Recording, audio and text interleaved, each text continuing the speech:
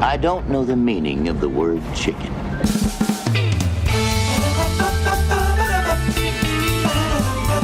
When you're going through a giant pile of junk. She made me wear the nose. And I said, I'm Houdini. I wonder, I guess it's contagious. It was scary. Hi, welcome to Comedy Parenting Radio. My name's Jerry Begley, and this is the show that needs a new interior decorator. You can say that again. I don't think that putting a mattress against the wall counts as interior decoration. We want to welcome all of our listeners from Dagsboro, Delaware, Okotoks, Canada, and Tuckenham, UK. You what? UK? Yeah, I'm fine. Okay, today we're going to be talking about when I was a little twerp. I'll be right back.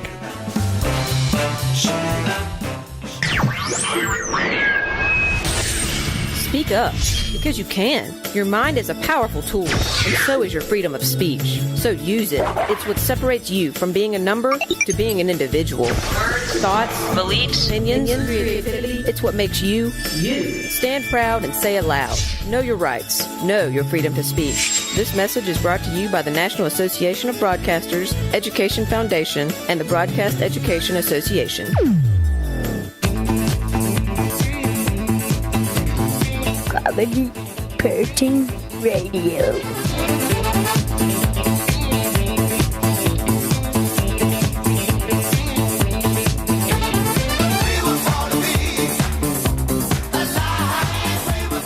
It's Comedy Parenting Radio. We're talking about when I was a little twerp and when all the boys here were little twerps too, right? Mm-hmm. Duh. Our little twerpy lives. When I was a little twerp, we had black and white TV. We never had color TV.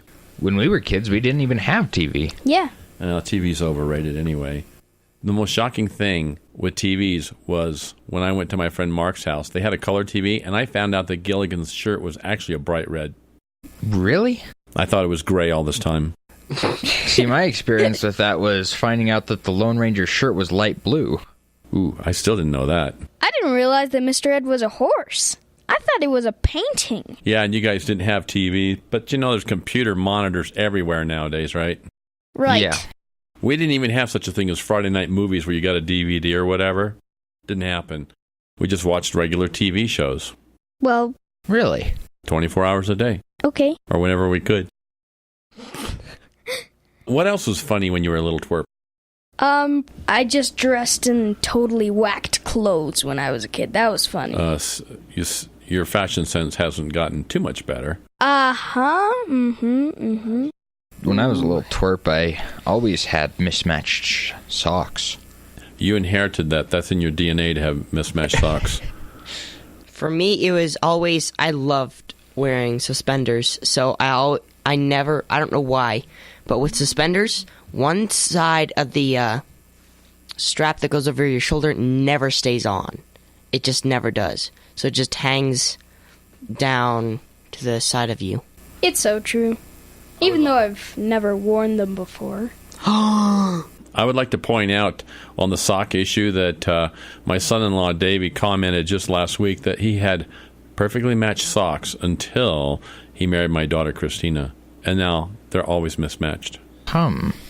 I wonder, I guess it's contagious. Oh, so maybe it isn't DNA? Yeah, maybe it's a hereditary disease Oh, no! that is also contagious. Well, it's spreading around the world because we're not the only ones. Yeah. Another thing that was really odd that I did when I would sleep was my bed was full of junk. Like clothes, there were various hard objects in there like boards and such. But I had a reason for it, and it was that it was easier for me to sleep if I had something compressing me.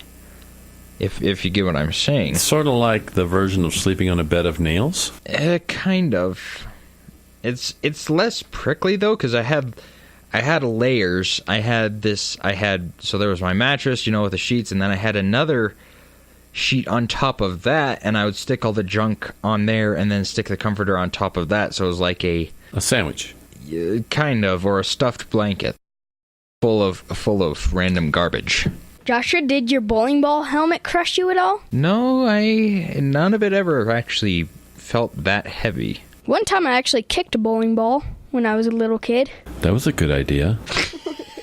That reminds me. One of my favorite things to do is build a fort.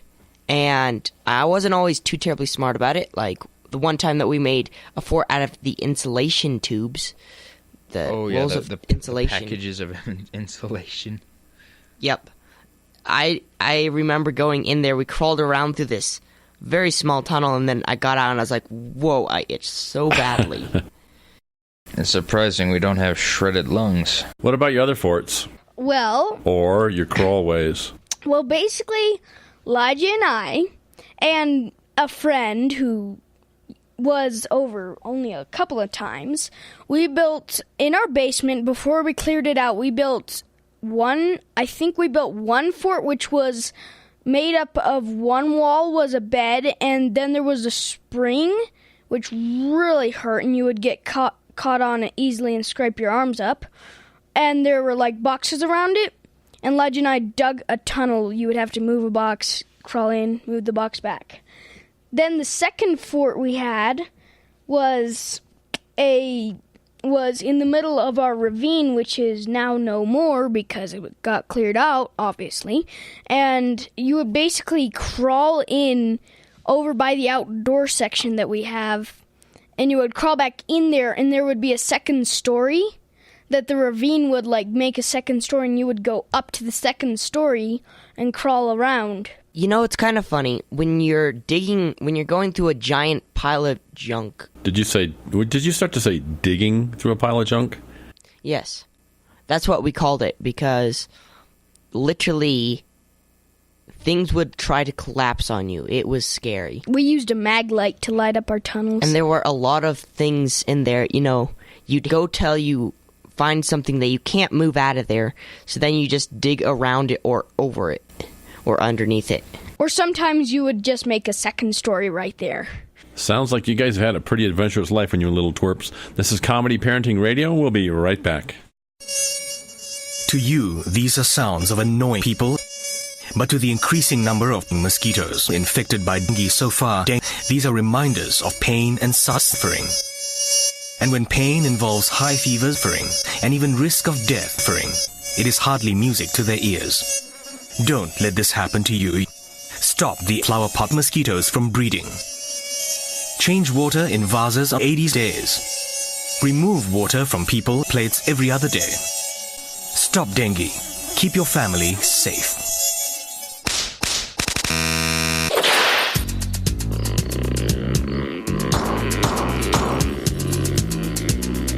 It's Comedy Parenting Radio when we were little twerps. Which we never were, according to somebody. Probably us.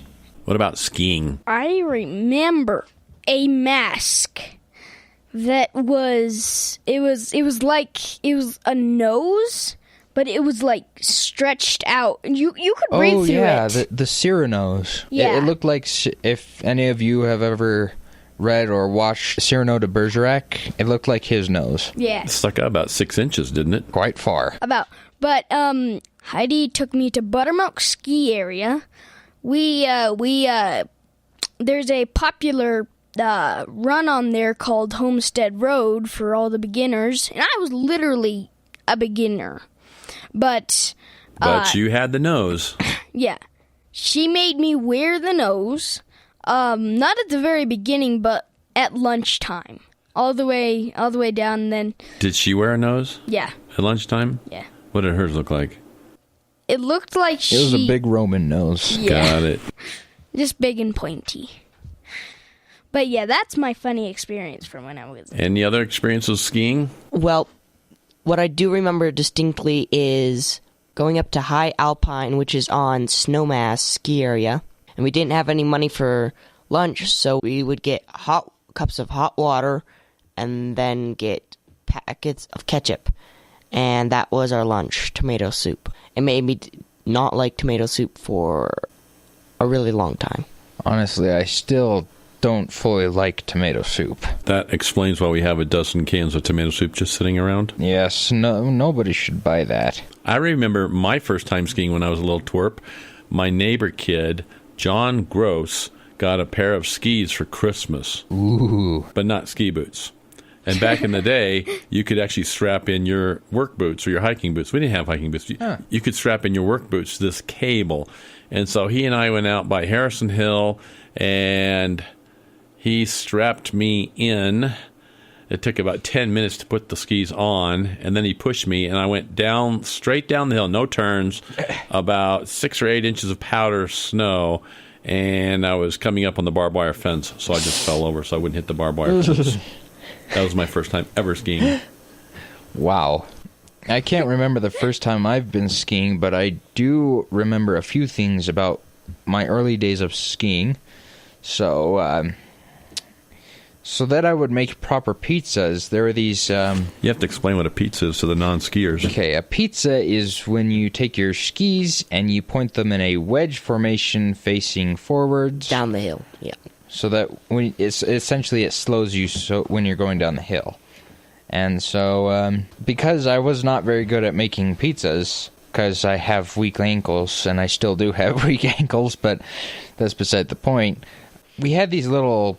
What are they? They're like clamps attached to a rubber band or something? The edgy wedgie is 2 clamps with a little rubber tube in the middle, about 6 inches long. And what you do is you stick them on the tip of the skis, and then you can't take those tips apart, so you have to pull push your feet apart from each other to make a wedge. And it did help me get good at wedges. However, I tend to do wedges more often than not nowadays. So I don't know if that was good or a detriment. I would like to point out that World Cup racers use a pizza in the lift line. Yeah. It is a good stop. Also, I think I'm the only person in this room that had the Wii ski used on him. What's that? We're going to talk about that when we come back. You're listening to Comedy Parenting Radio, talking about when we were little twerps, and we'll be right back.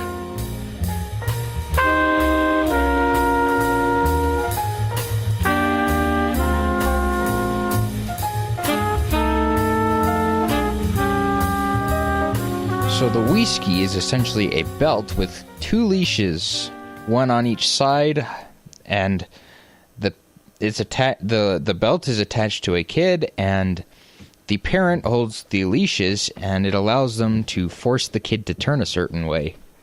Like turning a horse. Essentially. With reins. Or like turning Josiah's car.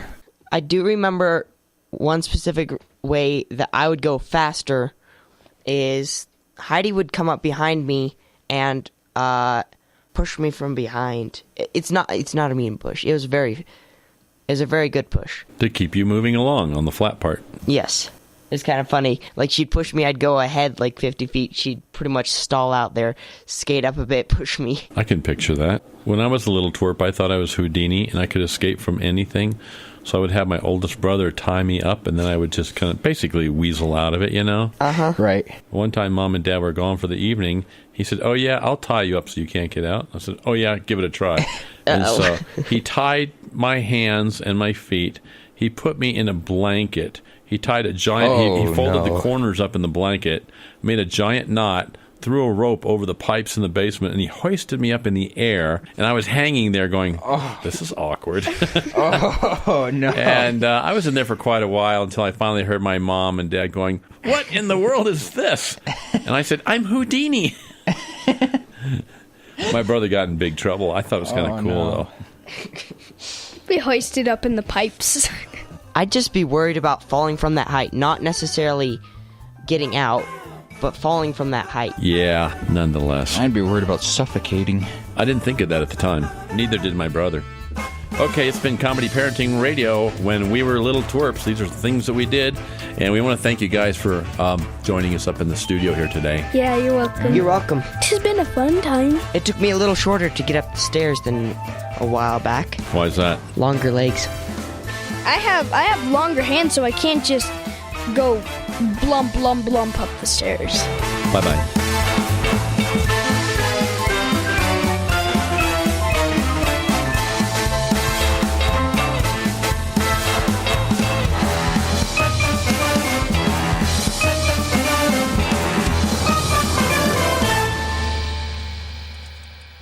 What's this? Steak.